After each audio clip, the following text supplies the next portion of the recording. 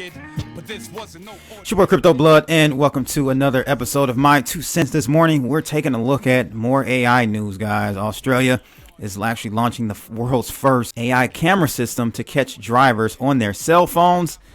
Is this going too far? Or do you think this is using AI in a way and leveraging this type of technology in a way to save lives? This is the big question as far as how far do we go? How far do we push this AI surveillance system under the guise of safety? We'll have that discussion today. That's out of Mashable. And also, ironically enough, China is making it a criminal offense to publish deepfakes or fake news without disclosure. We'll take a look at the details on that. We're talking about a country that is itself doing all of their surveillance, and now they're turning around and saying that if you put out any deepfakes, you're criminally being charged. So we're going to take a look at this article out of The Verge, and I'll explain. If you guys aren't familiar with what a deepfake is, we'll go over that as well. But before we start, if you guys find these types of videos informative, make sure you like, share, and subscribe, and click that bell to receive more videos like this. Kind of on a broader topic in regards to artificial intelligence. Actually, it's funny. I'll leave a link in the description of this video and in a pin. But I did a video over the weekend talking about that very topic of artificial intelligence, open AI, how man, this thing is getting so advanced, people. And I want you to watch this video if you did not see it. It's in the description below. But AI is becoming so advanced, it is teaching itself. And in this simulated game of hide and go seek, the AI program actually hacked the system in order to achieve the results they were looking to obtain. Insane. So again, you have to understand the level we are in this AI development and how fast it is moving.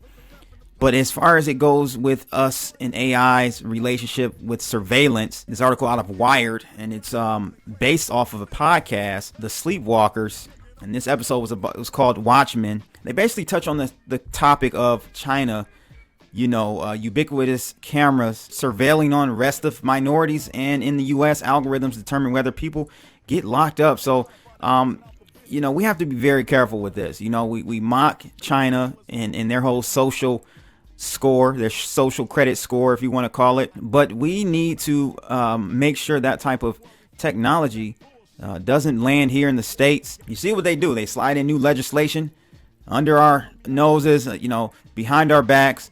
While we're doing impeachment hearings, they're sliding in new legislation. So we have to really stay on top of this stuff. But this particular podcast talked about, artificial intelligence watching us. And it says that artificial intelligence has tremendous power to enhance spying in both authoritarian governments and democracies as they adopt these technologies as a tool of political and social control. So the potential of AI surveillance was the subject of this particular podcast, Sleepwalkers. And in this episode, they kind of examined how AI consolidates power and control and asks if we can limit this troubling trend. Data collected by apps and websites already help optimize ads and social media feeds.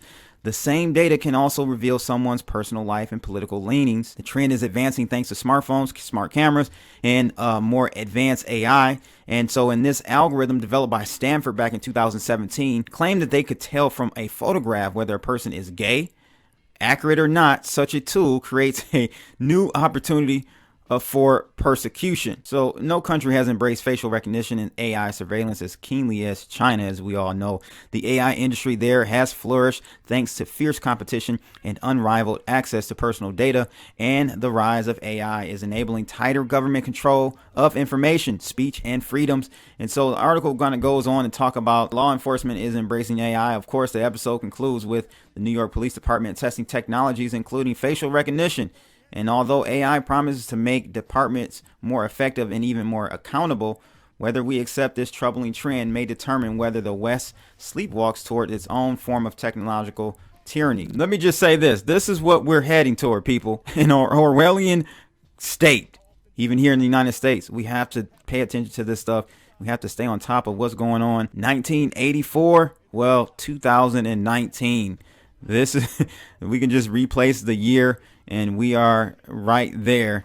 What do you guys think? I think that they're going to use the whole guise of security, accountability for the government to have these types of systems in place, but we can't let that be an excuse for them to do these types of things. At some point, there has to be a line in the sand drawn. I don't know. I don't see it getting any better, to be honest with you, because so many Americans, and I have to focus on America because that's where I live. America, we're so sedated, so much under this political divide that we have in America that we don't even pay attention to this stuff. It's either politics or sports and entertainment. One or the other has our attention. That's why I'm trying to do these videos, guys, to really bring this to more people and bring awareness to this. And secondly, before we get into the main article, which is about Australia's rollout of the world's first AI camera system to basically catch individuals driving and using their phones. And I really want to get your comments on that whole topic. But this is out of the Verge, and it just talks about China.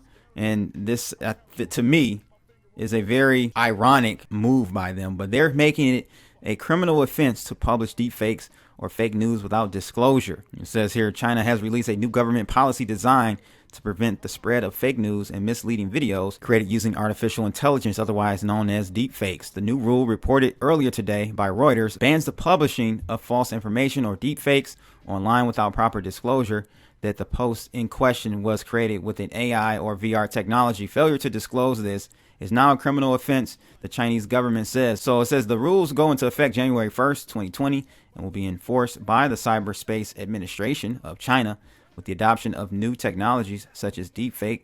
In online video and audio industries, there have been risks in using such content to disrupt social order and violate people's interests, creating political risk and bringing a negative impact to national security and social stability. We're entering an era in which our enemies can make it look like anyone is saying anything at any point in time.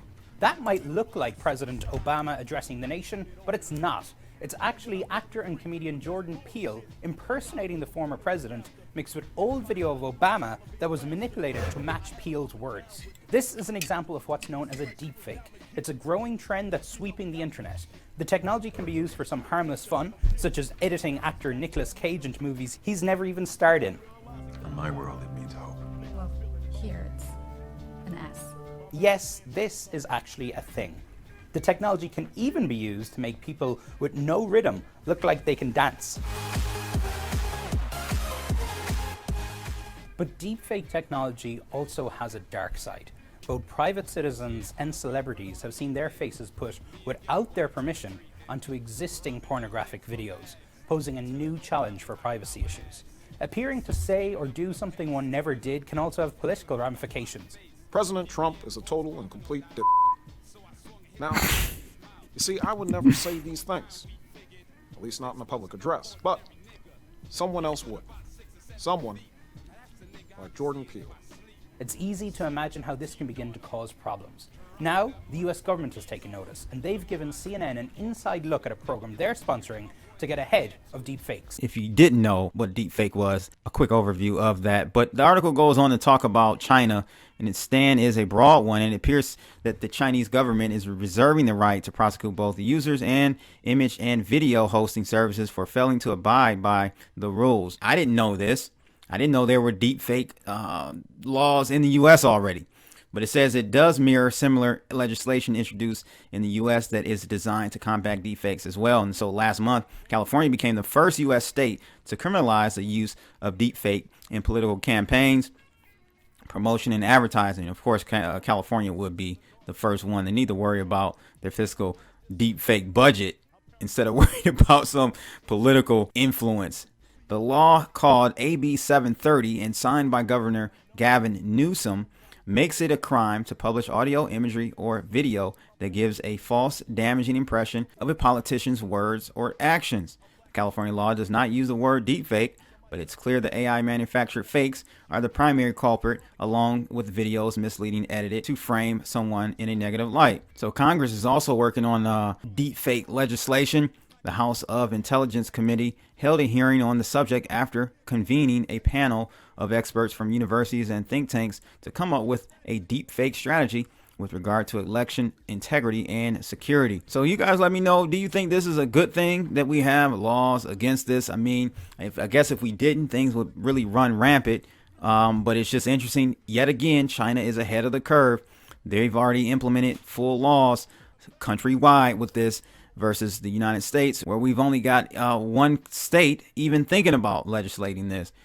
Probably something that should be done at the federal level just to have it all be cohesive and in uniform. But let me know your thoughts about this. Should we spend more tax dollars and more resources to eliminate or at least punish deepfakes, or should we just leave it alone? Let me know in the comments below. But the main article for today is out of Mashable, and it's about Australia rolling out the world's first AI camera system to catch drivers on their phones. Wow. So it says that one Australian state government has become the first in the world to implement a statewide camera program to automatically detect drivers using their cell phones. The program began its rollout in the state of New South Wales on December 1st, following a 6-month trial earlier this year, with the government claims caught over 100,000 drivers. Similar technology has been tested in England and Saudi Arabia, but the NSW program marks the first time it has been implemented on a wide scale. So there won't be any signs signaling the camera's presence either, which I don't know. I think that's just not right. NSW's road minister said we have to unfortunately use the element of surprise to get people to think, well, I could get caught at any time. He says, I want behavior to change, and I want it to change immediately. So the cell phone detection cameras can't actually identify people using their phones in real time. Instead, it takes photographs of every single vehicle that strays across the lens using artificial intelligence to analyze them later. If the software detects a probable offender, the image is then verified by an employee before a penalty notice is sent out. Drivers will only receive warnings for the first 3 months the cell phone detection cameras are in operation. After that, the drivers who are caught will incur a $350 fine and $457 fine in school zones, as well as losing 5 demerit points from their driver's license. According to the NSW government, strict controls are in place to ensure images captured by the system are securely stored and managed. The AI doesn't detect any suspected phone use in the photo. It is deleted without any human seeing it, usually within an hour. So it goes on to bring up a good point that still having your photo taken without your consent while simply driving to work is likely to make a few people uneasy. Legal experts also have issues with the program, concerned the court system may be flooded with challenges, and that proposed new laws dealing with the cameras set a dangerous precedent. That's my concern about all of these things. It's like once you go this far, it's very hard to pull these laws back. It's almost like taxes. Once you start taxing people on a regular basis, it's very hard to kind of dial that back. And this is a form of tax. So you guys let me know, do you think this is a good thing? How do we quantify whether or not this, I guess we'll see possibly some statistics over the next coming years on whether or not fatalities or injuries from drivers distracted using phones while driving has decreased or not from this program. But I personally think it's more of a tax grab. This is more of a tax on the people than anything. This is one interesting thing about this whole program, that any object a photographed driver holds will be presumed to be a mobile phone. So it promotes an acceptance of the proposition that it is appropriate to create fundamental, unfair, and fictional presumptions in order to make it easier to prosecute an offense. Furthermore, it stated that the presumption of guilt was likely to erode public confidence in the use of cameras as a means of enforcement of traffic law, because it will feed into the already existing cynicism in some parts of the community that cameras are more about revenue raising than public safety. And that's exactly what I just said. That's my fear as well. I think this is more of a tax grab than public safety. Sure, it may save a few lives, and every life is worth more than any money. I understand that. But we have to stay ahead of these types of programs because they just become exploited by the governments. They really do. You guys let me know your thoughts about this. And I can see this, again, moving from Australia onward to other countries without a shadow of a doubt. I remember back a few years ago in Illinois, they actually had to stop having cameras at the intersection that ticketed people for running a yellow light because there was collusion. So there was some collusion with the government, local government there, and there was people being paid. It was just all crazy. So this is the type of stuff, you say you're trying to make public safety a topic of improvement, but at the end of the day, it's just another tax on the people. Just another tax on the people. Again, if you found this video informative, make sure you guys like, share, and subscribe, and click that bell. And that's my 2 cents for today. I'm out here, people. How?